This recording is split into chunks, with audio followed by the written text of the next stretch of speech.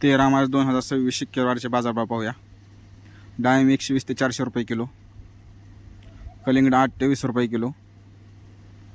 पेरू 20 ते 50 रुपये किलो, खरबूज 10 ते 25 रुपये किलो, पपई 10 ते 20 रुपये किलो, चिकू 25 ते 45 रुपये किलो, मोसंबी 30 ते 70 रुपये किलो, संत्रा 50 ते 120 रुपये किलो, लिंबू 80 ते 100 रुपये किलो, अंजीर 50 ते 180 रुपये किलो, ॲपल 15 ते 50 रुपये किलो, रामफळ 20 ते 70 रुपये किलो, टोमॅटो 6 ते 15 रुपये किलो, कारले 10 ते 40 रुपये किलो, शिमला मिरची 20 ते 50 रुपये किलो,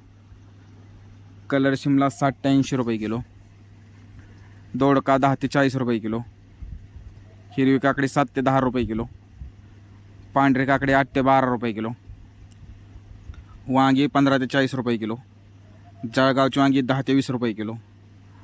भाताची वांगी 10 ते 20 रुपये किलो, हिरवी मिरची 35 ते 70 रुपये किलो, दुधी भोपळा 10 ते 20 रुपये किलो, शेवगा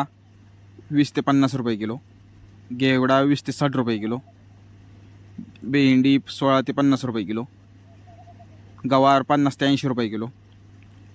फ्लावर 10 ते 16 रुपये किलो, कोबी 3 ते 10 रुपये किलो, बीन्स 15 ते 27 रुपये किलो, चवळी 15 ते 30 रुपये किलो, भुईमुगाची शेंग 35 ते 60 रुपये किलो, तोंडली 20 ते 50 रुपये किलो, आले 30 ते 45 रुपये किलो, डांगर 7 ते 12 रुपये किलो, कवळा 10 ते 25 रुपये किलो, बीट 4 ते 10 रुपये किलो, मुळा 5 ते 15 रुपये गड्डी, गाजर 10 ते 20 रुपये किलो,